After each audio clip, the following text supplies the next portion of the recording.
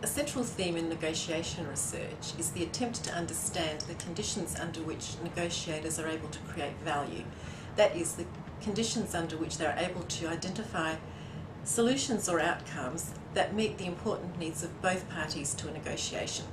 The reason that negotiation researchers have focused on this as an issue is that individuals are very good at claiming value, that is, identifying outcomes that meet their self-interest, but fairly poor at identifying outcomes that also meet the interests of their negotiating partner.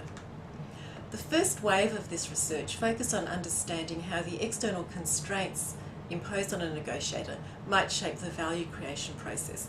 This research looked at variables such as whether negotiations were framed as gains or losses, the level of power in a negotiation, whether negotiators were accountable to their constituents, whether they anticipated future interactions as potential variables that affect negotiators' ability to create value.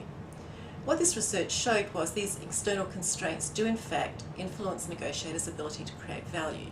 But it also became very clear that negotiators placed in identical settings with identical external constraints on them nonetheless varied considerably in whether they did indeed create value or not. What this suggested was that there was another process at play, and this is where our research starts.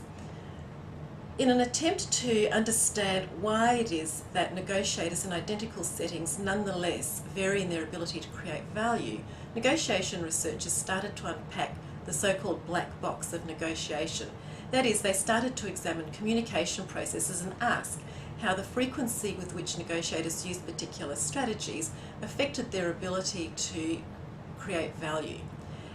As this approach increased in sophistication, we also started to consider how the interaction between two negotiators, that is, the pattern of action and reaction or strategy sequences, contributed to ability to create value. What we found was that it is possible to predict a considerable amount of variance in negotiators' value creation ability by looking at the strategies that they use and also the way that those strategies are sequenced. We then started to try and combine the idea that external constraints affect value creation ability with this focus on process. And the underlying assumption now is that although it's possible for negotiators under any external constraints to create value, the processes by which they achieve high joint gain vary depending on external constraints. In this research, we focus on one constraint on negotiators, that is their level of power, and we compare how negotiators with equal and high power, equal low power and unequal power go about creating value.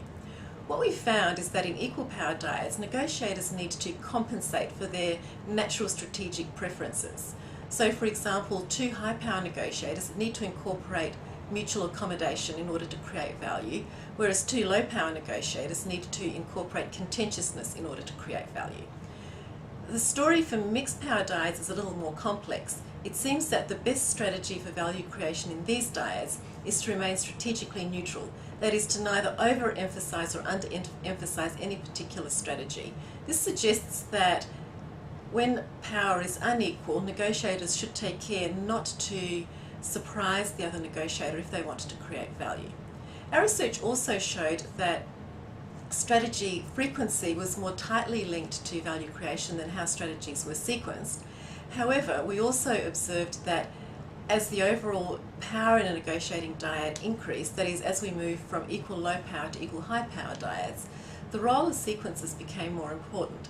And so it seems that the process of creating value increases in complexity as we move from low power to high power negotiations.